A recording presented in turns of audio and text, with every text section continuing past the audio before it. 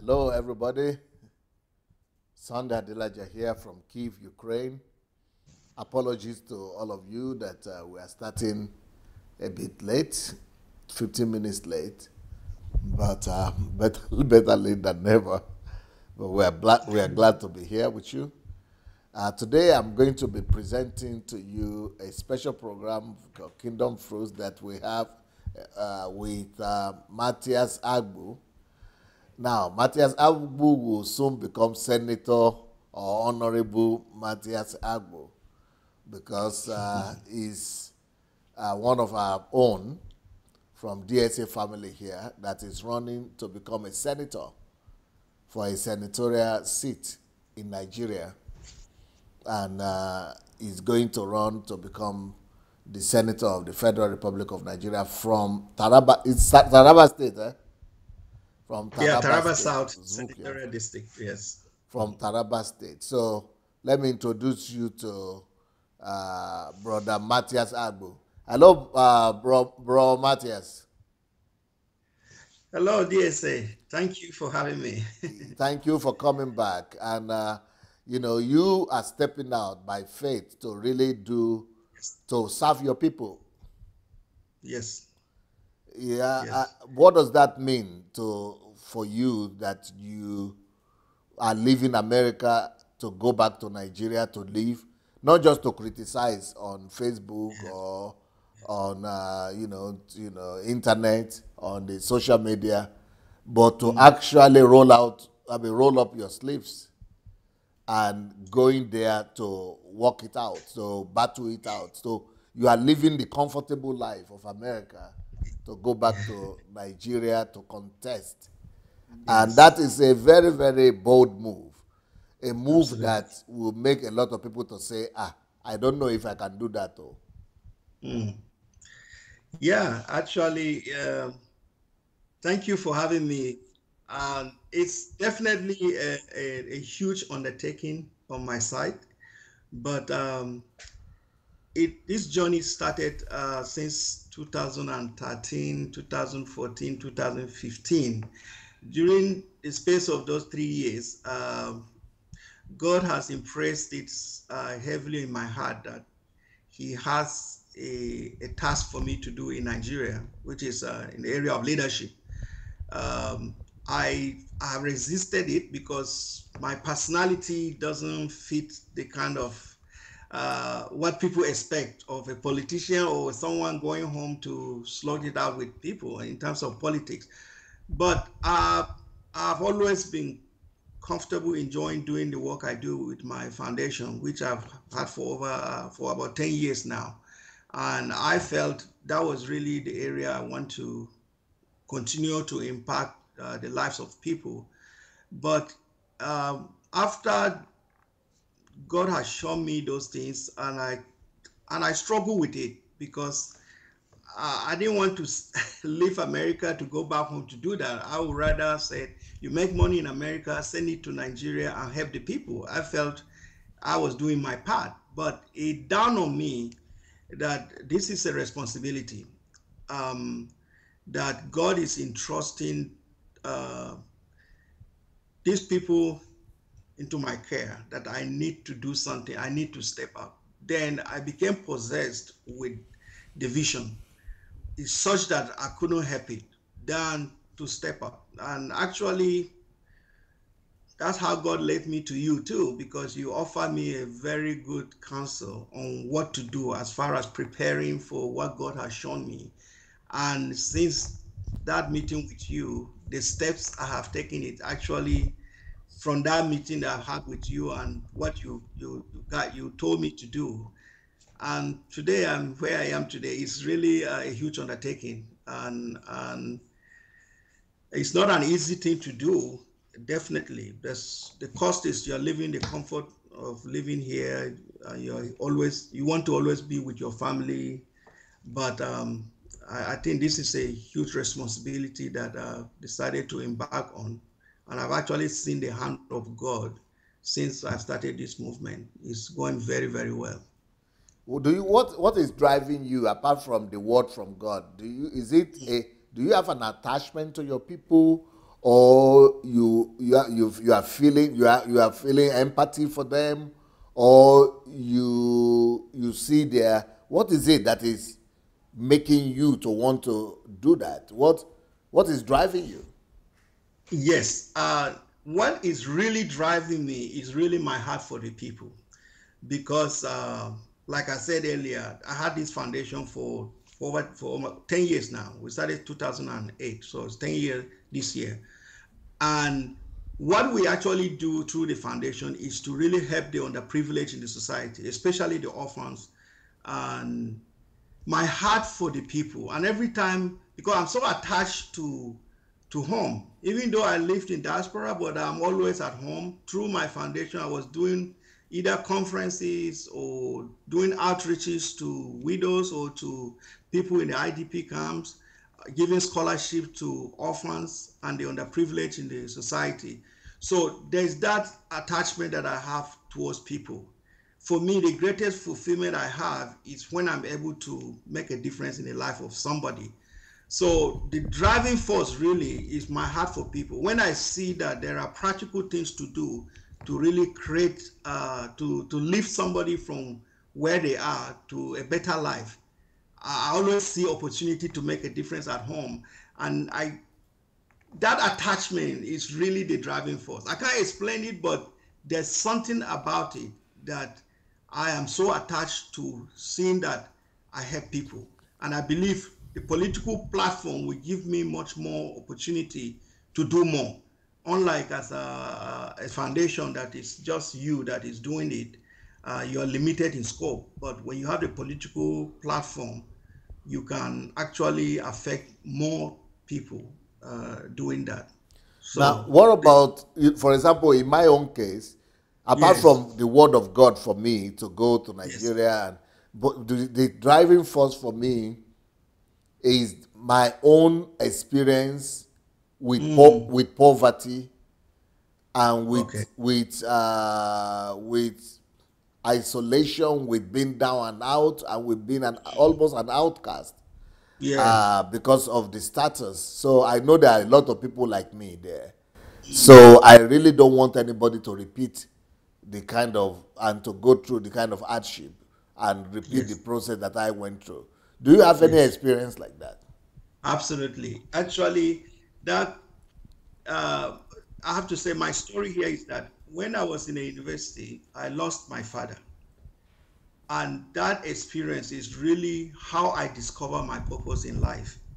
Because when I lost my father, I was in the university, actually in the final year. Fortunately, it's the final year. And that last 1 year in the university was very difficult for me. It's difficult in the sense that I experienced rejection and abandonment. Um, Things were very difficult. I'm the oldest child of my parents, and I have other siblings. Automatically I became their parent because I have to think of my mom, I have to think of my younger ones. So life became difficult for me. But through that process, that's how I discover my Before your purpose. dad died, was Yes, he in the position to help you, or what? yes, He my was the dad bread. Was he the breadwinner? was the breadwinner. He was not a rich man, but we never lacked what to eat. The basic things of life, we were okay with that. Not, I mean, the basic things like you have money to be able to go to school and pay your school fees, you have food at home, the basic things that you need, that was okay. And his presence, giving you that sense of security too, was there. So What did he do that he was able to do that? he works for the government, even though he was a pastor. He was a pastor in our denomination, but he never Okay. pastored a church. He went to a seminary, but he never pastored a church. He was working Okay. for the government. But yeah, how did he sustain? Was he working for? He was a civil servant.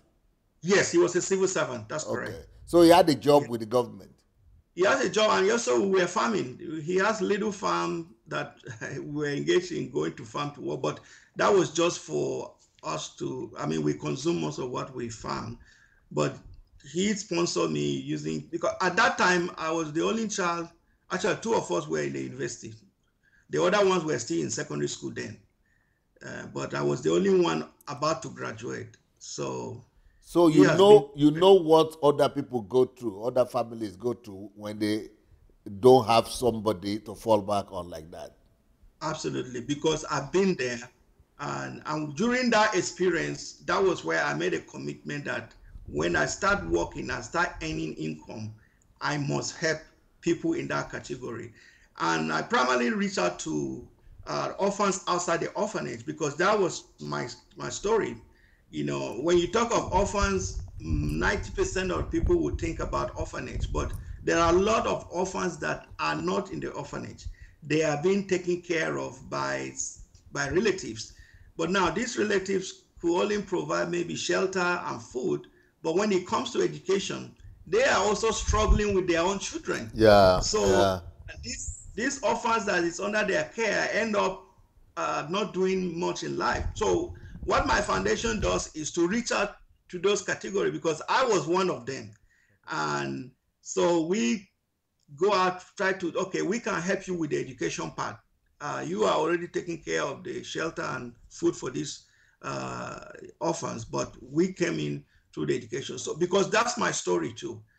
I was just like that. So that gives me an attachment to anyone that is considered a nobody in the society. Those are the kind of people I really want to reach out to and turn them to become somebody. And we have been able to do that through the foundation so far. Okay, I'm seeing your photographs now in, Okay. in Nigeria in the midst of uh, I'm going to say it like this, don't be annoyed. Yeah. Don't be, No, this it's just okay. is our country, it's my country too, and but in the Mm, midst of very poor people, very underprivileged people, yes. almost. Do you realize that Taraba is one of the poorest states in Nigeria? I know that. Yes, I know that. I mean, when you travel, I mean, the beauty of politics for me, it exposes me to so many things that I never knew before. I was just focused on the foundation and orphans, and I thought that these were the really, really less privileged in the society until I joined politics. And when you join politics, especially when you interact with people and really hear from them, and I was inundated with requests, with problems, people sharing their struggles. And I realized that, wow, we actually thought we are helping the really less privileged in the society, but not knowing that there are people with even parents that their situation is worse off than even the orphans that I thought we were helping because the parents have nothing. And there's so many young people that I met that desires really to further their education, but they couldn't because no one could sponsor them. I mean, you hear all kind of stories, especially when you go to the people and talk to them. And it's very sad. And some of these problems are not that complicated to solve, especially people that have substance, people that have things in their hands. If they actually think of their neighbors the way they should, I mean, most of these problems will not be there. I mean, this day of age, it's unacceptable to know that there's a kid out there that wants education and could not access it because of funding. I mean, it breaks No, my heart when maybe people could say mm, Taraba State maybe is, we cannot blame your people are farming community, right? yes, they are, They yes. say they are the best, they are one of the, together with Benue and Benue, yes, Nasarawa, yeah, they are the bread yeah, basket of Nigeria. But that's correct. you don't have people like Atiku Abubakar, the millionaires, the billionaires. Or do you have some billionaires in your state? Yes, we have one or two. I mean, I know General T.Y. Danjuma is from our state. He is doing a lot with his He foundation. is doing a lot. Yes, He is one of absolutely. the biggest philanthropists. Absolutely. He But is doing a lot. I mean, he's doing not just for your state though. He is doing for the it's whole all of over the country. Nigeria. That's correct. That's correct. The impact is all over. I mean, his foundation is really out there doing the best it can, but that alone would not will not be enough. But he has done a lot. I mean, Okay, that's the only one. apart from Danjuma, what are the other names you could mention? Uh, that's the only name that I know. It's actually it's actually doing something in Taraba, from Taraba, that is doing something to help people. No, no, Yeah, even if they are not doing, what are the other famous names? oh man, You see, because what I'm saying is that the reputation of Taraba right yes, now in Nigeria is as if, you know, it is, even though they are providing the food for the country, yeah, but that the people are some of the poorest in Nigeria. that's true. That's true because the farmers too, they're not getting great return from their level. It has to do with you just make the row and ship it. Let's say they grow yam. There's nothing. They're not processing it around there. So they work so hard, but when you hear how much they get from their level, it's very sad because most of the processing are not done around there. So you don't get value to you don't add value to them. You send it to the south, also they have to add value to it and maybe export it or bring it back to Taraba for you to buy. So I mean, the farmers, something needs to be done. I mean, there needs to be uh, a way for them to really get much return for their labor. Yeah, a lot of them farm, but also with the crisis in our area too, I mean, we don't know what will happen in the next coming year because most of them are displaced, so they're not able to go and farm the way they used to. Uh, so that's serious challenge in our area. Now, with Taraba and the herdsmen, Yes. Taraba is in a, some people said that Taraba and Benue people, Mm. Taraba, Benue, Nasarawa, and Jigawa people, all those people, that they are the people, no, not Jigawa, Nasarawa, Uh, Benue, Plateau. huh? Plateau. Yeah, Plateau, and there's another one like Nasarawa. It sounds like Nasarawa. What do you call it again? You have Nasarawa, Benue, Plateau, Adamawa. Adamawa, yeah, is the one I want to say. Yes. Adamawa. Yes. Yes. So these people in the middle belt, Yes. history, this, if you go to study history, Yes. history tells us that these are the people that paid the price Mm. for the Islam and Fodio and Islamic invasion not to have overrun the whole south of Nigeria. Mm. Because these Mm. people had a lot of conflicts and that a lot Yes. of tribes were, almost wiped out because of clashes. You had clashes, Yes. and because of those clashes, mainly in the middle belt, Yeah. this thing didn't go the whole of Nigeria. They didn't outrun the whole of Nigeria. Oh wow. So your land has suffered a lot. Why I'm saying that is that it is like Mm. right now too, your people are again standing on the way, and they are, the weight and the pang of, this pain of these herdsmen, all those things. It is Yeah. you people, the people of Benue, Nasarawa, Taraba. your own place. You Yeah. people are the ones who are really bearing it. I don't know what you think about that. Yeah, I mean that is true because most of these issues with the herdsmen is concentrated in our belt, like the middle belt, especially Benue and Taraba. I mean, even in Taraba, especially the southern part of Taraba and the part of the north of Taraba, we have gone through all kind of conflicts. To be honest with you, we have had conflicts, all kind of conflicts. So And the it's funny an thing is area. that it's so complex because you are mixed. You have a lot. You are living together with the Muslims all the time, Absolutely, and you are living absolutely. together with the same headsmen all the time. Yes, yes. So It the is, Christians are especially, Muslims and headsmen, and and yes, Fulani, the good ones, and yeah, you are all together there. that's correct. So it Something is it really, is difficult to even fight, because to fight is to fight your own people too, or your own family yes, members also. yes, yes. And that, especially, I haven't left home that long, you know, I've never experienced, it's hard to fathom what has really gone wrong, because I have relatives that are Muslims.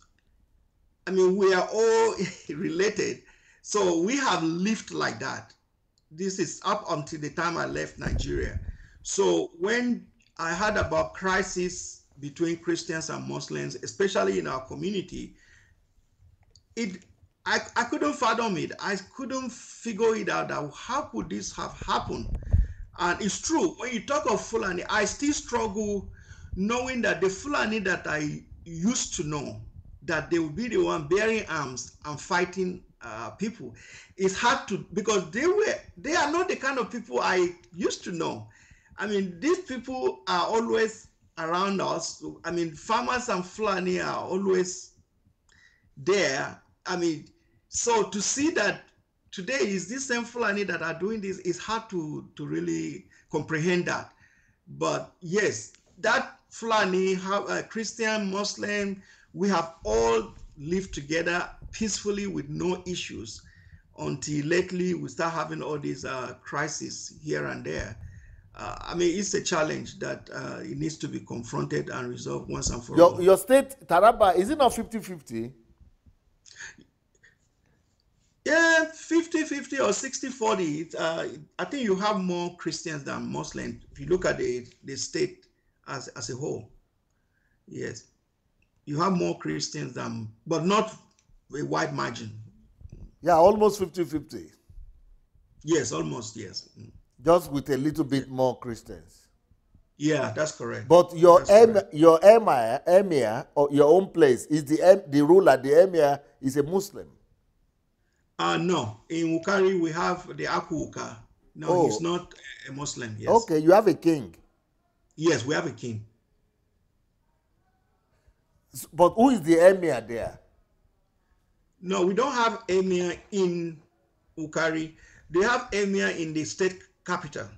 Okay, you are from the south. The capital is not in the south. It's in the north. Okay. Yes. Okay.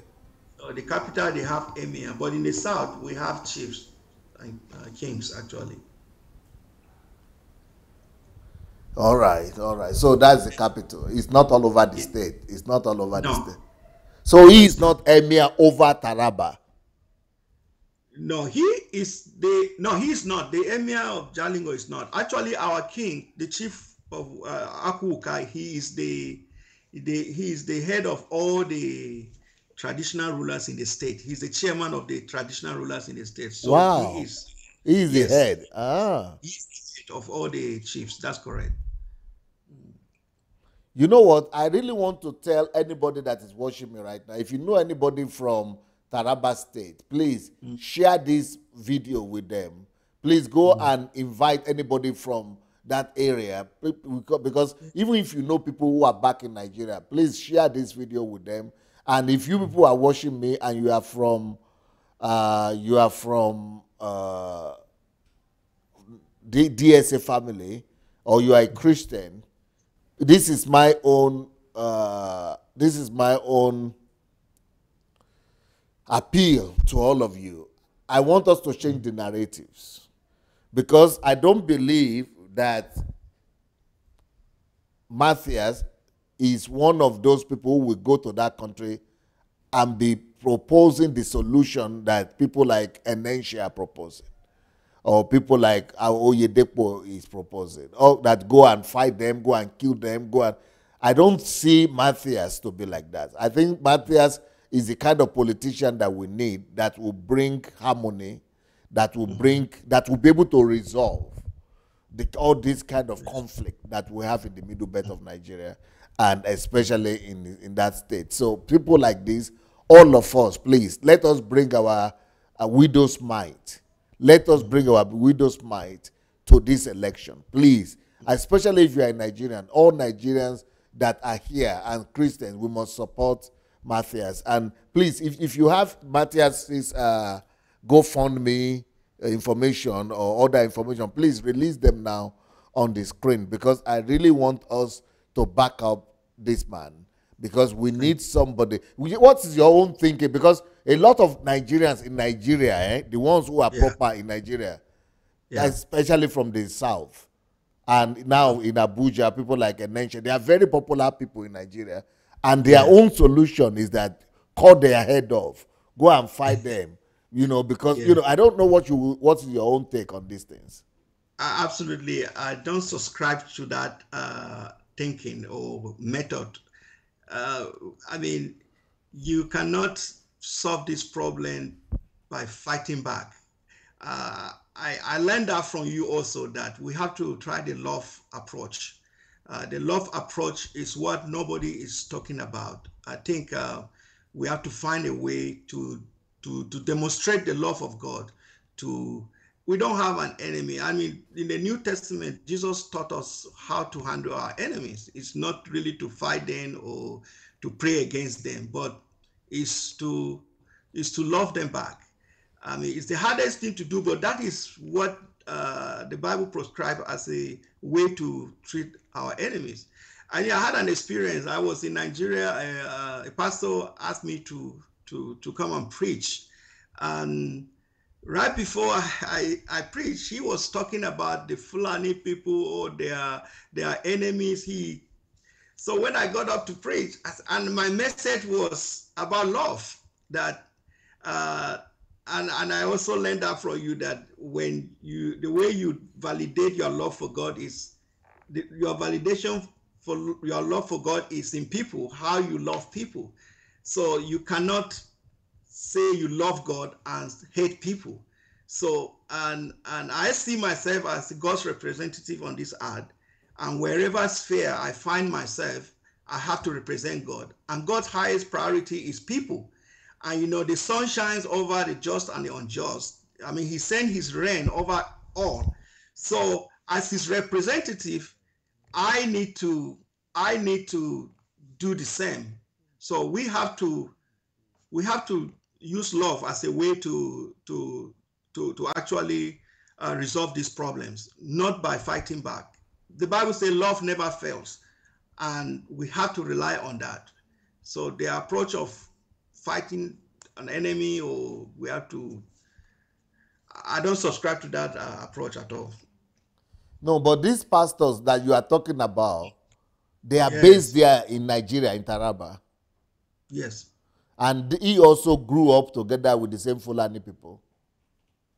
yeah, So it means that the anger is getting to them too. yes. I think that's what is happening. They're getting emotional about it. I mean, sometimes when I talk about it, people tell me, well, it's because you are not at home with us. That's why you say that. But I said, well, that's what the word of God says. Are we going to say that the God doesn't know these things by giving us how to handle situations like this? But when you allow it to get to you, I mean, that emotion, that's how they're expressing it. But they are very, very influential. If they teach people the love approach or the love way, we can definitely transform that country with the instrument of love, because these are very No, influential but why people. can't you remind that kind of pastor when you are Mm. growing up that that we live together with these people now, Yes, that yes, we had lived together in peace, so we can still live together in peace. yes, yes. I think those of us that know the truth has to keep talking about it. Every opportunity we have, I do that. Every opportunity I have to talk about it. We have to change the approach. Is I can understand. I mean, I'm also. I mean, my family were affected by the crisis too. I mean, our house were burned down, things like that. But I never try to say, okay, I have to revenge, because by revenging, you're not going to solve the problem. That approach will never work. But let's find a way to to So they demonstrate went the to your love of God. village. Yes, it affected the Muslim Christian conflict in my village, affected my family home. Yes. I hope nobody was there at that time. Oh. Fortunately, no, nobody was there. Everybody is fine. Just that our home is down. and many others actually. Some don't have a way to even rebuild to go back. Some are still living in displaced camps, and some are living with relatives. So, but people that have gone through that, now they develop anger because of that experience, and I understand that. But still, there's a way God tell us how to handle this situation, which is Is your wife also from that state? yes, we are from the same local government. Actually, we're from the same What is village. she? What is she? Does she understand your position? Yes, we both share the same position and values. Actually, yes. That no anger, no retaliation. No, no, not at all, not at all. We share the same views on that, and we try as much as Our own family back at home. You know, sometimes it is the people back at home that put pressure. yeah. Her family. I mean, the village where her family, the village where they came from, actually were also affected.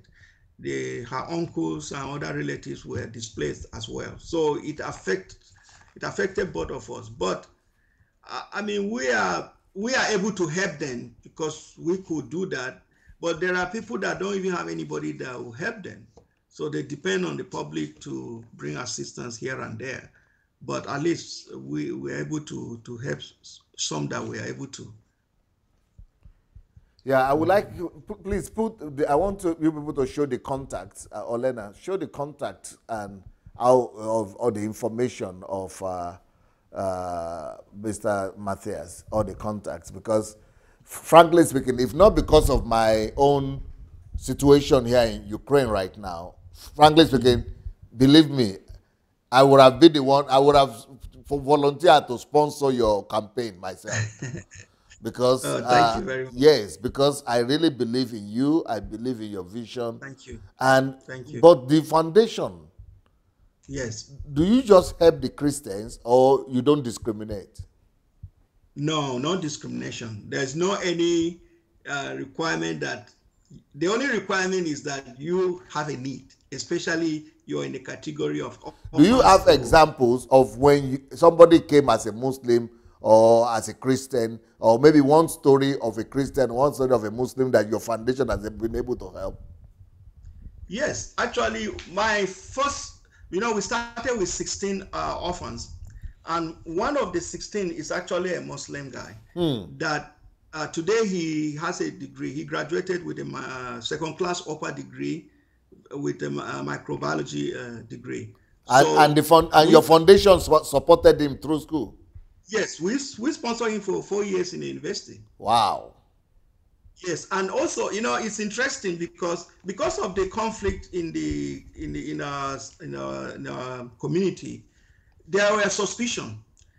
When I started, we have like about 4 other kids that are orphans who were they were in secondary school. Then the guardian came and took them out So of the you foundation. are sponsoring them to secondary school. Yeah, with most of their secondary school, then the transition to Yeah, but your high school. foundation was sponsoring them in that secondary school. Yes, that's correct. So they were already admitted into our foundation, and we were sponsoring them. Then along the line, the guardian came and said that we are trying to convert them to Christians. So they pulled those kids out, which was very, very unfortunate because we never bring anything about church to the foundation, but it's just because of what was going on in the community. So there was this suspicion that I said, what you have done is not really good for these kids. We're just helping them, and you can attest to the fact that we don't preach to anybody here. But because what I do, we have what we call a bi-monthly life skill workshop, that if you are a beneficiary of the foundation, you are required to attend that. In that workshop, that's when we teach them life skills, values, how to make decisions, just general life skills that will help them as they grow. But you just say principles of life. That's really what we teach them in the seminar. But they pulled them out. But now we have currently we have about 5 Muslims that are in our scholarship programs. Danjuma is a Christian. Yes, he is. Yes. He was also he also went to Kaduna, right, to study in that famous school, no? Secondary school, college. That college that is graduating president, that graduated most of the Nigerian presidents in Kaduna. You don't know him? Okay. Yes, that's correct. I can't remember. Yes, I think he went Barewa or something like that. They call it Barewa. Okay. Okay. Huh? Okay. Yeah, Barewa Sure. College also. Okay. So yeah. So, but because he had the opportunity, it is the missions that sponsored him. That's what correct. I'm trying to say is that, it is the Christian mission that gave him education. And look at who he became. That's correct. So because of what your foundation is doing now, we don't know the future of all those children. But as a senatorial candidate and as a senator, you'll be able to do more because the government, will be giving budget for that. But right now, what about the money that you cannot know what the present politicians are doing with the money, but you are using your own money to do this thing.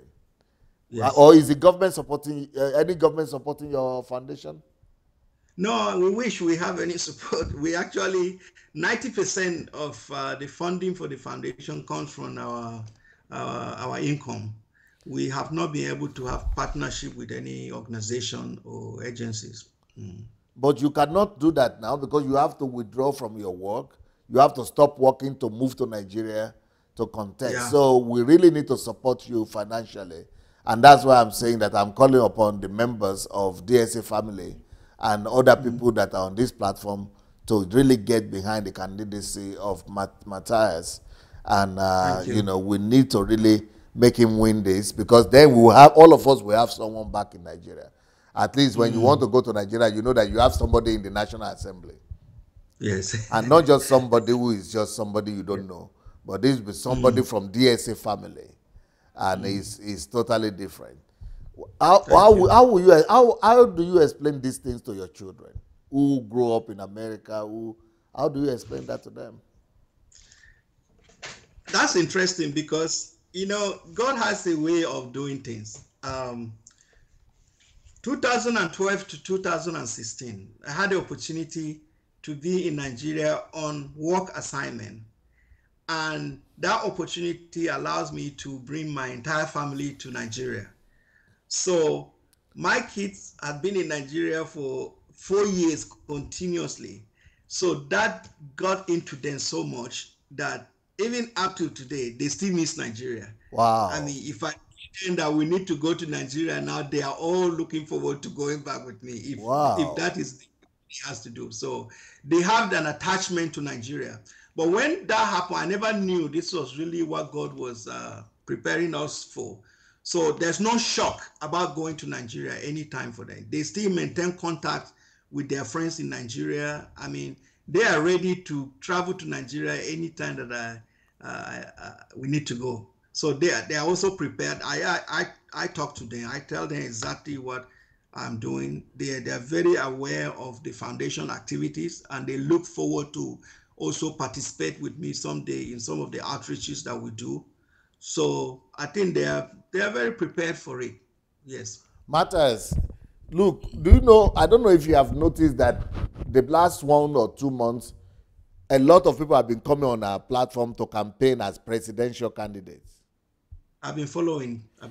Okay, but do you know that most of them refuse to go and start at the local level, like senator or as a House of representative, or as they don't want to go low. They all of them are saying it is presidency they want to start with. How come you didn't shot for the presidency immediately, and you just want to start in a rather humble manner? Yeah. That's a very good question, and it's true. I mean, I feel that you have to, the driving motivation is that you want to be able to help. You want to be able to affect the lives of people. Now, where you start, I mean, wisdom to tell you that you need to go and start at the lower ranks and get you, because there's so much that I don't know still. I can't just go up there because it's not just your competence or what you think you can do, but you also need to get yourself embedded in the people, understand how things work. I mean, there's so much I still don't know, and I felt it's not wise to just live here and just jump up to, let's say, seek for governor or for president straight away like that. I think personally I would not do that. Yes, I think it's better to start. Especially since you have not been doing politics in Nigeria, you don't have Exactly. that experience. Yes, yes. In fact, many people doubted me when I started because they said, "You don't have any political experience. How can you even? You need to even start at the state house of assembly membership." But it's true. You need to. That's why I've traveled home a lot to try to get the feel of it, because uh, the way they do politics in Nigeria is different from what you maybe you see in America or other developed part of the world. Now, people always say, you need to have a godfather to get into politics. Who brought you out into politics? I say, do you have to have that? So that was like a shocker for me because I didn't have to wait for someone to bring me out. I just step out and just go with my vision. And to many people's amazement is that it's working, it's connecting with people, and people are noticing and paying attention to our movement. And everybody will say, who does he has as a godfather? I say, well, it is godfatherism that is really also the cause of the problem we have. So we have to stay away from this godfatherism syndrome. So I think starting low is the best way to get yourself in the system, understand the system, and you can go from there. But you know, if you are going to be pragmatic, if I want to be pragmatic Yes. now, I will Yes. say I understand the people who are talking about godfatherism. Mm. Mm. And the reason I understand is because, you know, for you to win an election in Nigeria, you need to go through the party system. That's correct. Okay, like now, you need to go and do primaries in September, right? Yeah, the primary is supposed to be early September. Yes. Okay, so how do you win the primaries? It's not easy without Godfather because there are Godfathers in the party itself. It's not for the Yeah. politics of the country. It's not for the ordinary people only, but they are Yeah. Godfathers because they have the party structure. That's So correct. the logic of the Godfather is that the person he has been a veteran or an Yeah. older person in that party who is Yeah. respected and who has reputation and who people can Yes. trust and who can take you by Yes. the hand through the party ranks and be able to tell people in the party that this primary, you know, this is Mm. the guy I support. And since he Yes. has all the people there are his people, and he says this is the Mm. guy I support, it is Mm. easier for that kind of guy to win because he has somebody that will recommend him. That's true, and that is a reality on ground. But this was my approach when I made up my mind that I'm going to But do step you out. know that What? in America you also have godfatherism? For example, Yes. you go to Democratic Party now in America and Yes. say you want to become Obama. He didn't become president without some godfathers. Oh, Mm. you know the Mm. people in the big families, Yeah. they are the ones who recommended him, who supported him. Yes. Yes. You know Yes. the Edwards, the Kennedys. Yes. Those are the people who recommended him, stood by him, and many other Yes. families who have been, you know, who are the real. Either they have been senator for so long, or they have been the Mm. Conservative Party for so long. Yeah. They are the Yeah. people. Okay, it's just like also, no, right now, you know, Yeah. if you want to go through the party system, it's very difficult to. Okay, in America now, Trump, he was able to, you know, force his way through because, you know, it's Yeah. just a phenomenon. But normally Yes. he has to go through the party ranks, and it is the the That's correct. godfather recommended and supported people that win. Yes. I don't know if you understand what I'm that's saying. very true. I understand very well, and that's very true, and that's the reality we cannot shy away from. But my approach was this: when I made up my mind that okay, I have to take a step. So what I did was to go and visit the party leadership. As far as the leader in the state, in the party, is the governor. So I had opportunity to first of all go see the governor and actually share with and what I want to do to get his not endorsement, but I honor him by telling him that. Then he gave me his word of counsel. Then I went visiting the stakeholders, the people that I know are Yes, influenced yes. in the politics. That's So what I mean. yes, my strategy is that I want to prove myself to them that I am the right person that they need to support. Eventually, they have to endorse you and say and tell others that this is the candidate. But I want to end Yes. that by first of all talking to them and also going to the people to demonstrate that I have a great vision that will actually bring people together, create change in the community, and transform our state. So my approach is to end that endorsement instead of waiting for them to pick you out and said go and run. And Rather, I if they came. do that, you will be at a disadvantage, because what I heard that is bad with the godfatherism in Nigeria is that they Yes, said those governors or the senators, the money that is meant for the people that they give them, they now yeah, pledge to give some percentage, not to the good of the Godfather. people, but to the Mm, so-called godfathers that yes, recommended it. That is the bad side when it that's the comes bad to side. Yes, Nigeria. that's the bad side. And that is, I mean, you have some people, they are enslaved to their godfather. If they can't do anything except they have to go through their godfather for approval. But now, if you have to do that, then what's the point of going back home trying to help people? Now your hands are tied, you can't even do anything. So that method is really not good, because no matter how great your vision is, you can't accomplish anything because you have to wait for the godfather to tell you what to do. And now if it's the godfather that has the people at heart, which is great, that means he's going to help you to continue to impact people more and more.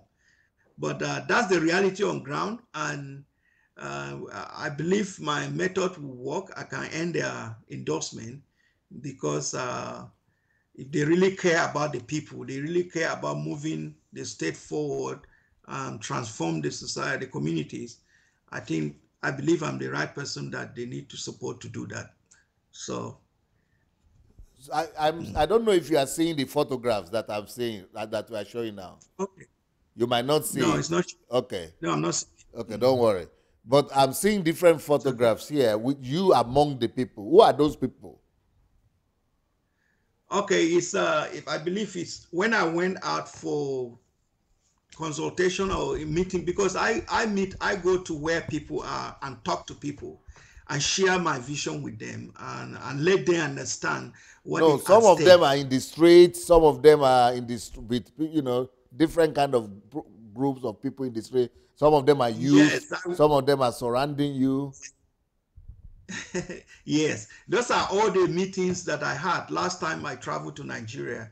So I mean, they have in my city they have what they call parliaments, where young people gather together and just discuss national issues and issues of interest. So I get into their midst and tell them.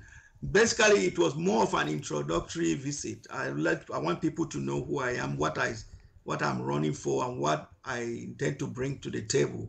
So it's a way of engaging people, and I'm sure those pictures are some of the places that I've visited. Then I Um, see also and talk somebody to like an emir here, or who is wearing some Okay, yeah, Muslim. Who is the person? yes, it's one of the chief Okay. in one of the local government in the senatorial district. So Okay. I went to all the chiefs of each of those local government. We have 5 local government. So I think I went to about 4 of the chiefs. to introduce myself and also share with them my intention. And the reception were really great. The reception was really great. Yeah. Because if you go by the masses, they really wanted a change. They really wanted somebody fresh, somebody.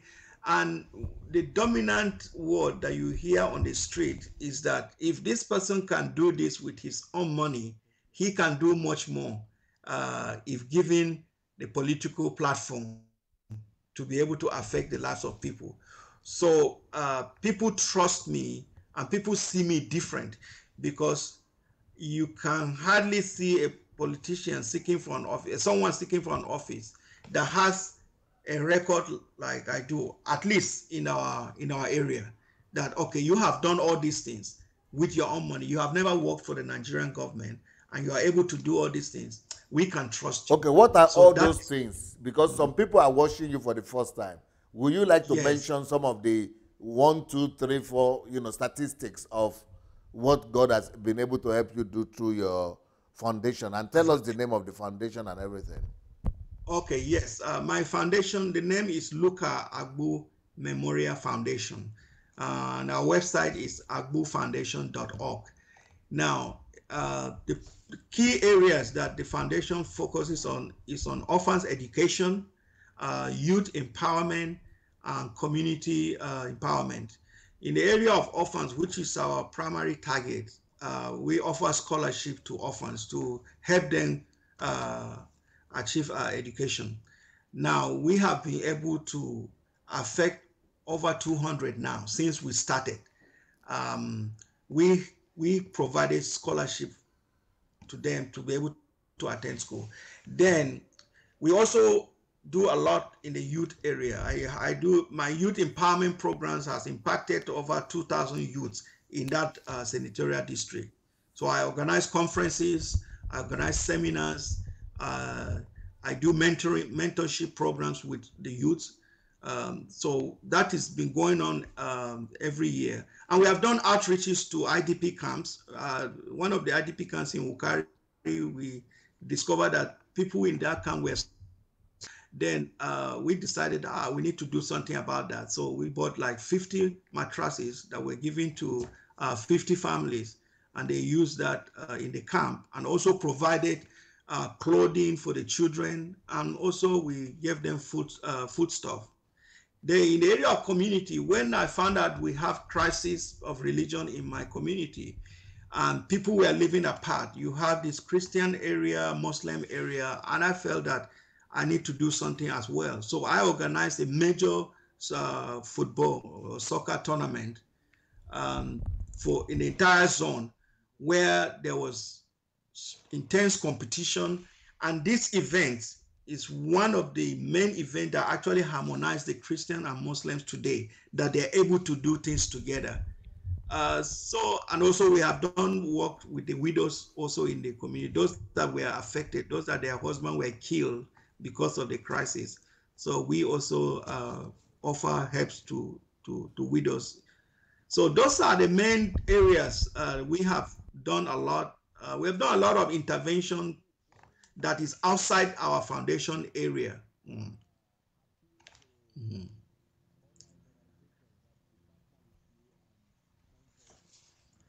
So your audio is not on. Can we show some of the video now? I think I have your video here.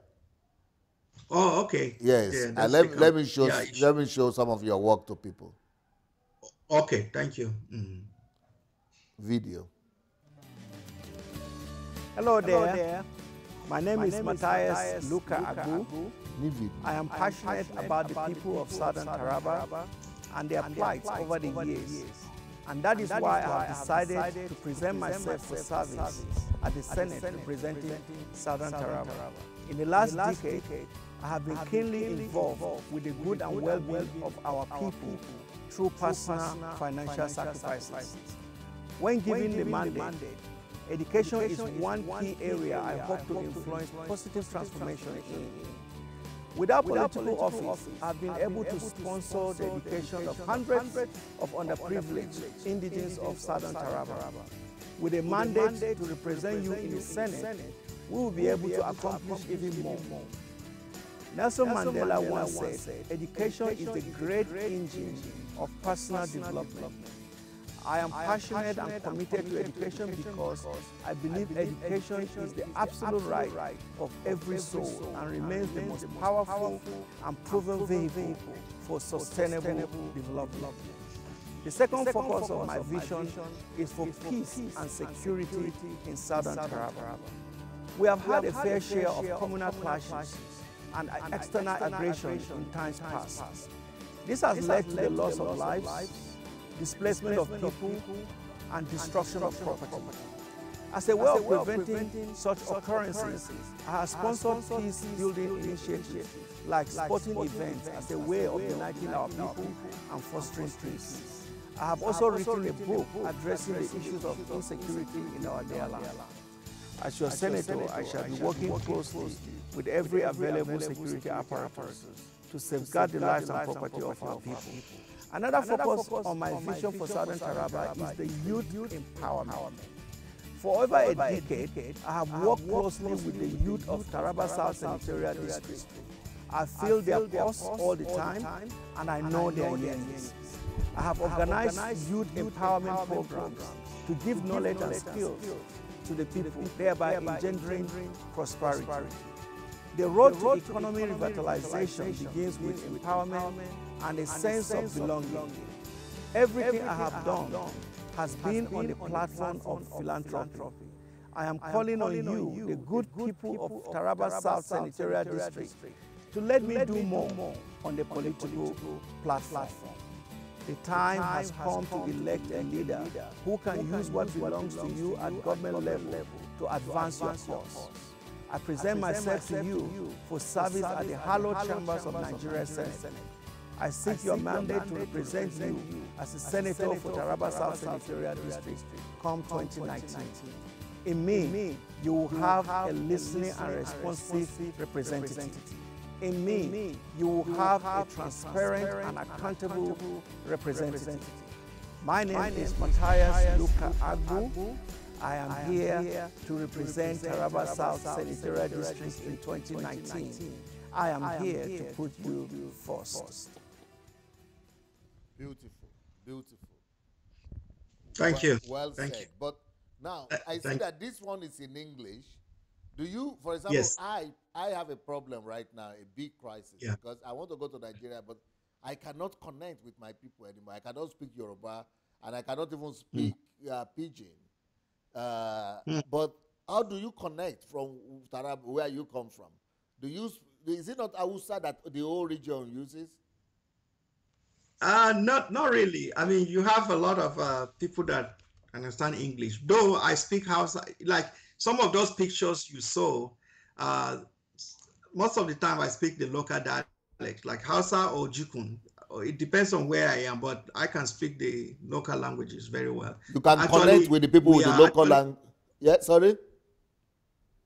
We are also this video you saw. We have the translation in Hausa already. Okay. We are working on that as well.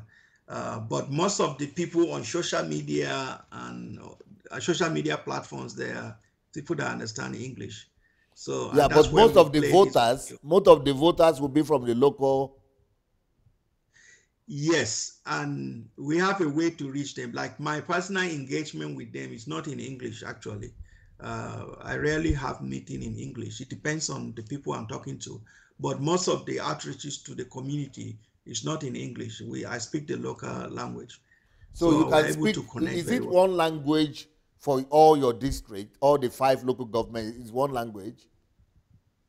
Or different languages? Not one, but the one that everybody speaks is Hausa. You can communicate with everybody in the district in Hausa. Then, you know, Taraba is like a mini Nigeria. Taraba has like about 200 tribes. Wow. Different language. No. Yes, so it's not possible. Yeah, it's very diverse. So, but like even just within the city. In Taraba alone, about 200. In Taraba alone, about 200 languages. Hello? Klushima. Oh, we lost him. We lost him. Okay, we'll get him back now. But I've never heard that before. I know that in Delta State, Delta and maybe, not Edo, I think Delta, maybe even Edo State. No, but I think it's more Delta. That Delta, Niger Delta region is like mini Nigeria with different languages, maybe 50 languages. But to say Taraba alone has over 200 languages, or did you say languages? That is mind-blowing. Mind-blowing. Unbelievable. Fantastic. Wow. Wow, wow, wow, wow, wow. It is, but well, what I want to say is that Matthias is the kind of person, or Matthias is the kind of person that we should all get behind. Anyhow, if you could suggest any way that you would like to get in touch with him, or that we want to support him, I think we have to do that. We have to do that. So please, everyone that is watching, please find a way, think of a way that you could support Matthias. He is the kind of person that deserves this kind of support. We need to get behind him, and we need to give all our support. Either it is in active support or financial support, any kind of support that we can, we can afford, we need to give to him.